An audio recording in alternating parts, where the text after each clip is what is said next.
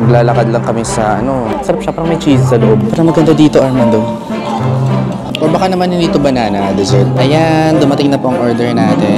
Feeling mo talaga nasa Europe ka. Paano pala ito kakainin ng takeaway? 20 minutes daw yung serving time. Hello! Balot na balot kami.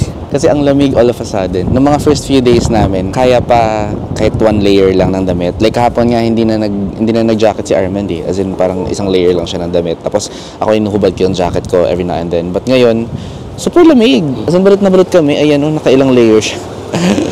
Kahit naka-jacket na ako, ramdam ko yung lamig.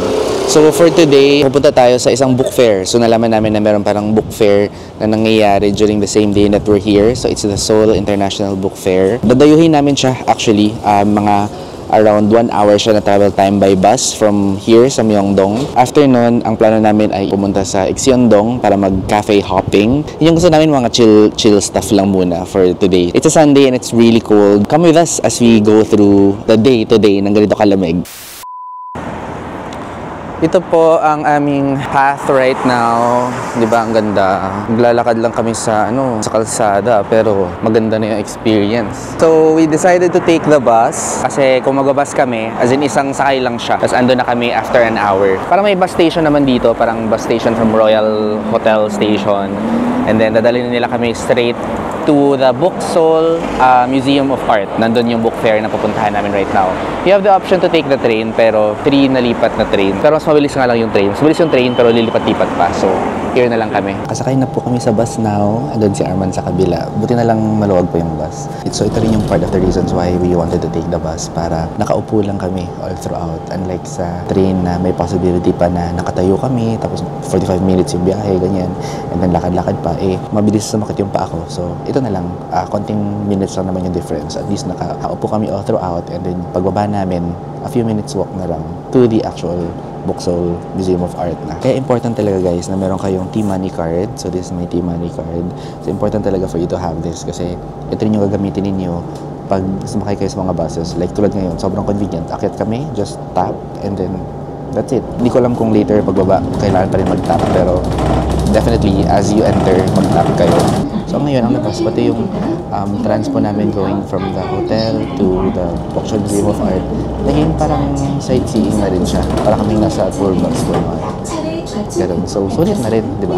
Hi! Kababa lang namin. Mga 1 hour nga talaga siya na travel time. Twinning kami right now. Look at our clothes. Pati yung pangloob. Bumaba kami dito sa, may sariling station pala siya. Si Seoul Museum of Art. As in, pagbaba mo, ito na mismo. So, wala nang transfer, hindi na hassle na lakad. Right in front of the bus station, the bus stop, is merong parang park siya. Pakita ko. Ayan, no? So, actually, this is a nice place then to go to if you want to see the autumn colors. Ayan. Marami ring puno here. Hindi man siya off the beaten path, pero parang quieter side of Seoul. Yeah, parang less people. Or maybe because it's a Sunday also. Kaya medyo tahimik now. Tignan nyo, ang lawak ng space. Tapos the Seoul Museum of Art is, yan siya mismo, right over there. Lakad na tayo doon. Ang alam ko, free lang yung entrance papasok dun sa book fair na pupuntahan natin. So, wala namang gastos. And siguro, after the book fair, pwede na tayo mag-ikot-ikot sa museum itself since andyan na rin tayo sa loob. Ayan, nakapasok na po kami. Libre lang yung pagpasok. Ayan, kita nyo. As you enter kayo ng mga parang itong tote bags, libre lang. Ito nga meron ako agad ganyan, pati si Arman. Tapos ito mga tote bags, cute din yung design. Parang canvas bag. So I guess dito mo ilalagay lahat ng mga pinamili nyo. And then ito na po, we're going to enter the Seoul Art Book Fair 2024. Ayan, Unlimited Edition 16. Tingnan natin, si Arman kasi ay mahilig sa books. Check natin kung may mga interesting na books dito. Marami daw artists who are going to be here. There is going to be a program and exhibition also. Daming tao pala. So, iba-ibang mga artists, meron silang booths that you can go to and then check out their work. Check out the products that they sell. Ito, cute yung mga bookmarks here. Siyempre dito tayo sa free. Oh, this one's cute. So, ayan galing ng mga bookmarks. Daming mga quirky na stuff. Ang area pala na ito ay mga graphic designers and mga curators. Ayan. So, hindi lang pala siya parang book fair. parang art fair, art exhibit na rin. Kasi maraming mga ano dito, mga artists na nagbebenta sila ng mga products, their artworks, posters, books, trinkets also are also here. Like, ayan, may mga keychain pa dito. Very artsy types of mugs. Ang cool. Wow. Meron ding books dito na about movies. May book about Midsommar. Ano siya? Parang booklet. Every issue ng magazine na to ay isang pelikula. Ano pa ibang movies dyan? Decision to Leave? Hindi ako familiar with that movie. We watch it together. Decision to Leave? Anong movie yun? Ay, may Barbenheimer din, oh. Pakita mo si Barbenheimer. Kasi 2 movies siya. Artists from all over the world ang present dito. So, marami ako nakita kanina na artists from Japan. Meron din from Sweden, actually. Meron din from Bali, Indonesia. Merong artists, book authors. So, if you're an artsy person, you might like the book fair here sa Seoul. Nakalabas na kami nung Seoul Museum of Art. Okay naman yung book fair, but as expected nga lang, syempre, most of the books there are in Korean, so wala kami masyadong nabili. But aside from authors, maraming mga artists doon, so hindi lang books yung nandun actually. Meron ding mga artworks, mga stencils, bookmarks, ganyan, mga magazines, comics. So if you're parang an artsy person, I think you would like attending that book fair Wala also. kami nabili kasi puro in Korean siya. Yes. Merong iilan na in English, pero konti lang. Yung takeaway ko dun ay sana may ganun din sa Philippines. True. May mga book fair naman tayo sa Pilipinas din. Pero parang kanya-kanya sila na Oo. Ito parang organized talaga by the... super organized. Tapos sobrang lawak ng space. Kahit na ang dami niyong tao sa loob. Parang hindi ka nag-aagawan. Oo, parang ganun. So, now, ang next na gagawin namin ay magka-cafe hopping kami sa Exyondong. So, doon, napuntahan ko na yun actually, and maraming magandang cafes doon. Maraming mga shops also, mga clothes even if you want to buy. But si Exyondong ay mga around 45 minutes pa away from pinanggalingan namin now. And since hindi pa kami nag-lunch and 2 p.m. na, mag-grab na lang kami ng quick bite lang. Konting kain lang kasi cafe hopping lang yung gagawin namin later. So, for now, tayo ay, for the first time, ako po ay magmamakdo dito sa Korea. Tingnan natin kung ano yung iba dito sa menu nila sa McDo sa Korea. Nung first time kasi ako nag-Korea, hindi ako nakakain sa McDo. Ito na po ang orders namin, yung mga dito lang namin nakita sa Korea na flavors or varieties yung in-order namin now. So we have McChicken, mozzarella, and the bulgogi burger. Sabi namin konti lang kainin namin, di ba? Pero ang lalaki kasi ng mga ng mga food. So I guess kung hindi namin maubos, baunin na lang namin. Open po natin itong McChicken, mozzarella.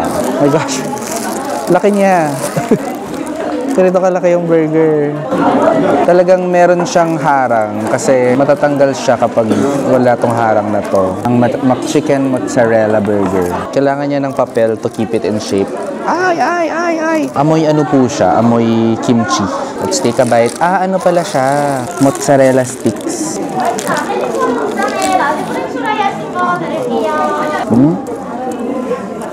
Mesin niya kainin kasi patong-patong siya, guys. Masarap naman siya. Sarap yung sauce. Tsaka medyo maanghang. Makalat nga lang kainin. Ito namang next ay ang ating bulgogi burger. Ayan, hindi double. Yung fear kasi namin kanina, baka yung double burger yung ibigay kasi wala sa menu yung single lang. So sinabi ko lang, bulgogi burger lang, hindi yung double. Take a bite. Ito mas may smoky barbecue flavor. Yung french fries nila parang same lang naman dun sa Pinas. Mas season gala to kasi may asin talaga. Minsan sa Pinas, di ba, walang asin. Masarap yung lunch namin. We're here na po. Part 2 ng shopping. Part 2. Uy, cafe hopping tayo dapat dito. Ayan, dito pa lang sa bungad, kita mo na agad what this area, Exyondong, is about. So, kita mo na dito na, ayan, merong place for shopping. Ayan, syempre doon nag-gravitate agad si Armand. And coffee shops over here. So, maraming mga magandang coffee shops dito. And masarap din. Natikman ko na before. Masarap yung mga coffee shops. May mga desserts. Maraming mga croissant. Ganyan. Sabi ko sa'yo shopping area din siya. Kabili ako dati ito ng cup. Cup lang. So, ang natin ngayon, ang goal natin ay maghanap po na ng mga coffee shop na maganda. Kung nakapagpunta kayo ng Bukchon Hanok Village, parang Hanok Street din naman talaga to, pero parang hipster version. Maraming mga pa-cool na ganap photos. Marami din here mga restaurants. Ayan, itong mga alleys na to. Both sides, maraming restaurants dyan. Ito naman ay parang caricature place. So, 7,000 won. You can make, ang caricature nyo ay gagawing keychain. Ayan siya. Ayan yung name niya. 1 minute, it's done. Gagawin kayo ng caricature together. Ayun, idodrawing kayo. Ito naman ay Ano to? Ba't may target? Labasan ng sama ng loob siya. Oh, maraming caricature places. O, shopping, kaliwa, kanan. Ay, ito yung kinainan namin ni Miko Armand. Itong place na to, si Ixian Chikiang. Itong Ixian Chikiang, yan yung parang TikTok viral na sikat. Masarap din naman. Merong parang steak yung pasta nila. Pero it's not Korean food, it's parang Italian actually na cuisine. Ito, ayan. Ito yung sinasabi ko sa'yo na may mga shopping place din. Ayan, may bags doon.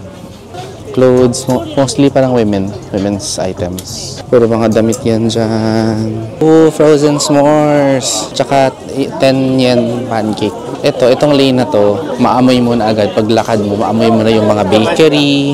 Ayan, ang bango. Amoy cheese, amoy tinapay. Salt bread. Dito, may mga outdoor area where you can eat. Pineapple. Dito kami kumain ni Miko before na merong masarap na strawberry parfait. Yung kinainan namin na yun, masarap yung strawberry parfait nila. So if you're looking for dessert, okay doon. Tsaka sa loob ay parang regulated yung temperature. So kahit na malamig dito sa labas, sa loob ay warm and comfortable. Ay, ito. Parang maganda dito, Armando. We can stay here. Now? First natin na cafe ay ito. Yan. Ito ang ating first stop ng ating cafe. Dito. Maganda dito na lugar. Pero parang crowded siya right now. Ayan. May mga seats. Gusto mo ba here tayo? Or pwede rin sa loob? Tingnan na lang natin kung saan vacant. Tayo. Let us check out their menu. This is what we got. Our green tea cafe latte and the cafe Vienna kasi best daw yan. And then this Bologna tiramisu also. Mukha siyang masarap. So let's try it. Ang challenge ngayon ay ang mga upuan. Ayun, wala nang seats dun sa loob. So dito kami ngayon sa labas uupo. Which is fine kasi hindi naman mainit right now. Chilling nga yung weather actually. And komportable pa rin naman. Yan, dito kami sa labas. Okay lang din kasi mas maganda yung lighting dito. Mas maganda for pictures and photos. Also, 20 minutes daw yung serving time. 2 kape lang yun tsaka isang ready-made na dessert. 20 minutes pa. Kasi, I don't know why, but I'm guessing because sobrang daming customers. Guys, look. Ayan, puno. Puno yan lahat. Daming ang Pinoy. Chill muna kami dito, hintayin tayo muna dito. Kung 20 minutes ang serving time per cafe, I wonder ko ilan yung mapuntahan natin. But anyway, this is one of the nicer cafes na nakita namin. Ayan, dumating na po ang order natin. Ito yung in-order ko na parang banana-ish pastry. Ito naman yung green tea latte ni Armand. And this is my Cafe Vienna. Dumating naman siya agad. Hindi na kami inabot ng 30 minutes. Mabilis lang naman pala siya. So, carry na rin. Buti na lang hinintay namin. Okay, tikman natin both. Ay, everything pala. Tikman natin. Ito po yung akin, yung Cafe Vienna. Wait lang. I thought I ordered hot. Wow. Talagang may coffee beans. Itong parang foam niya, matamis yung foam. Sarap siya. Matamis yung foam, tas bitter yung loob. Ito naman yung banana dessert. Ayan po siya. Ito po. Tikman natin. Na-inhale ko yung cocoa powder. Very soft. Asan yung banana? Kumahanap yung banana. Parang wala ding banana na lasa. Or baka naman hindi ito banana dessert. Tiramisu chocolate with a bit of bitterness, something. Ganun. Okay naman. Steady naman yung mga orders namin. Steady lang actually. Hindi siya yung parang wow, sobrang sarap. Ay, tikman ko tong kay Arman. Mauna pa ako humigop. Ito ang masarap. Yung green tea latte nila. Lasang-lasa mo both the coffee and the tea. It's good. This one's pretty good. Okay, done na kami sa first coffee shop. Lakad-lakad muna kami. Ang cool nito isang restaurant na napuntahan namin. Actually, para siyang cafe/cake shop. Nandun yung mga pastries, tapos parang may water wheel dun sa part na yon. And then itong water na to, hindi ko alam kung ano siya. Salt water ba? Joke. Hindi ko alam yung mga puting-puti na yan. Pero it looks nice. Here na kami sa aming second coffee shop of the day. Good luck at magpapalpitate tayo. Waiting. How long? Waiting pa if you want to. Waiting pa daw. So, hindi tayo pwedeng umupo. Or gusto ba natin take away na lang? This one, sa akin ay, syempre the strawberry. I'll just have this for a takeaway. takeaway. Yeah. I got the strawberry pastry. And then I got you the soha salt bread. 53 won? Oh, 53,000 won. Thank you. Salt Pond pala ang pangalan ng restaurant na to. Salt Pond, no? Salt Pond yung... Soha salt. Soha is salt? Soha salt. Soha Salt Pond. So, kunwari, salt yung mga lumulutang na yan. Yan, yung mga kulay wine na yan. Kunwari, salt sila. Pero, syempre, hindi naman siguro sila totoong asin, di ba? Na-dissolve sila agad kung totoo silang asin. Puno na sa loob. So, for takeaway na lang, ang in-order natin ay, I got this strawberry pastry, which we realize na, paano pala ito kakainin ng takeaway? Parang kailangan for dine-in kapag ito yung kainin mo. Si Armand naman, he got yung plain lang na soha salt bread. Soha salt bread. First, itong salt bread. Smells good. Sarap din pala. Kahit plain lang, parang sarap siya. Parang may cheese sa loob. May cheese na flavor. Hindi nga lang siya mainit na now. Natin yung isa. Ito yung strawberry pastry na struggle buksan. Ayan. Tikman natin ah. Hindi ko alam paano ko siya kainin.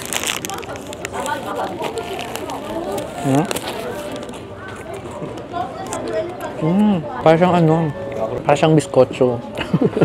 O kasi matamis yung itong, parang may sugar glaze. Ano siya? Sarap din to. Subtle lang yung sweetness. Meron din palang strawberry sa loob. Ayan, may surprise. Akala ko hanggang dun lang sa taas yung strawberry. Pero meron pala na. Parang siyang strawberry compote and jam. Ay, jam. Jam pala. Diba? Kailangan talaga may panyo. Sarap naman. Hindi naman ako nagsisi na ito yung binili ko. Anong restaurant yun? Si Soha Salt Pond. Fairness. Hindi lang sila puro aesthetic. Masarap din. Ewan ko lang sa coffee. Hindi namin tikman yung kape. Kasi walang space sa loob. So, we had to take out lang.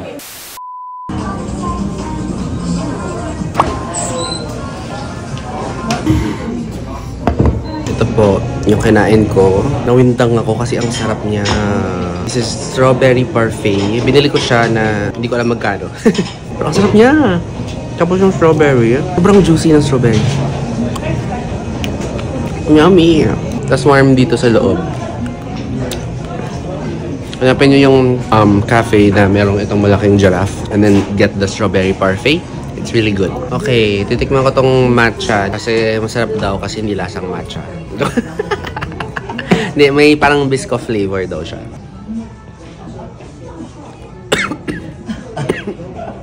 Masarap nga siya. Sarap. Ay, oo nga no. May Lotus Biscoff na lasa yung matcha nila.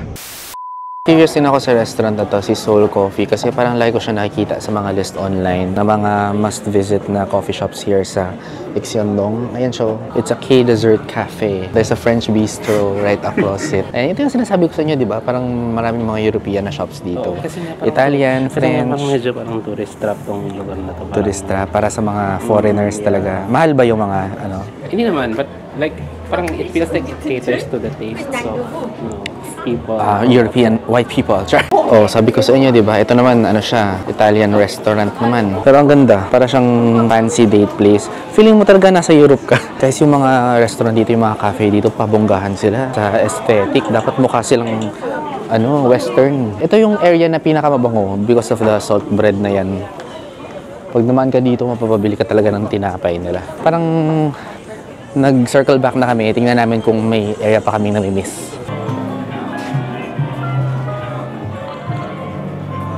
Dito na po tayo sa Mary Grace. Lakad-lakad muna kami. Puntahan namin tong parang shop din right across. Ayan, may mga bags, mga accessories. Hello. Ang nice dito. Ayan, maayos siya. Maganda yung mga dapit nila. Naka-organize na by the color. And then meron din silang mga handmade na accessories right here. Merong mga caps. Sabi ko, yung voice over ko lang, merong mga caps. Malamang, yun din naman yung kita dito. Ayan, oh, may mga totes. Uy, cute. Pero yung pampasalubong. 5,000 won. May mga ano, parang maraming trinkets dito na ay parang pasalubong stuff. Wait lang, magkano ang 5,000 won? Mga 200 lang, di ba? Oh, pwede natin ito ipang pasalubong o kaya inyong pangregalo sa Christmas. Oh, isi Miyake na 29,000 won. Ganda dito. Dami yung pwede ipang... Pwede dito tayo mamili ng ano, pasalubong sa office mates or regalo sa Christmas. Ang anik-anik. Daming stuff. 네, 들어와요. 감사합니다. Ito mga patch. Iba-ibang mga patch. Itong mga anik-anik. Si Pikachu. Ito yung Crybaby Minions. Meron din mga accessories. Yan, mga earrings. Never ending ang mga anik-anik dito. Iba-ibang mga types of anik-anik. Pili ka na lang anong gusto mo dyan. Yan, mga accessories for your bags. Cute, no? Pwede niyong pampasalubong. Dami here. Ayan, nandito lang mga clip sa buhok. Ang cute, di ba? Ano yung doon? Mga bags. O, Bottega. Charot. Ano yan? O, yung gando. Pangit daw material. Ayan sila, mga bags. Nakita ko yung favorite mo na shop. Dito. 이거 만두 하나 사고. Yes. Over there. Blue Elephant. Pero bawal lang pumasok si Arman dyan kasi nakabili na siya. So, we don't need him to buy again. Ay! Ano din to? Restaurant din to dito, oh. Cafe. Pero may... Si Blue Elephant parang everywhere siya, no? Kahit dito sa... Tignan nyo. Itong corner na to, tapos biglang may... Oh, Blue Elephant. Parang random. Ayan, para siyang apartment complex sa Bush. May biglang Blue Elephant dun. Naramdam na natin ang lamig kasi hapon na. More shops. Oh, never-ending shopping. Shopping talaga tong trip na to. Okay, nag-teleport kami back to Myeongdong. Okay na, nasatisfy na yung cafe hopping namin. Marami kami na-explore na shops dun sa Ikseondong na area. Parang tama nga yung description na it's like a hipster version of the Bukchon Hanok Village kasi medyo traditional yung itsura pero the shops are all modern. In fact, parang a lot of them are catering to European na taste. So, may mga Italian, mga French na cuisine, may mga croissant doon, ganun. So, parang foreigners na yung target market nila. Marami ding mga doon, novelty shops, mga kung anong anik-anik ang pwede nyong bilhin. Kung gusto nyong bumili ng pasalubong, pwede din doon, I guess. Then may mga places na, for some reason, marami yung mga caricature na shops. Siguro kasi ngayon yung trip ng mga foreigners. Okay naman, it's a nice place to explore and super lapit niya lang sa Myeongdong. Parang from our hotel, from Line Hotel, 2 train rides lang siya.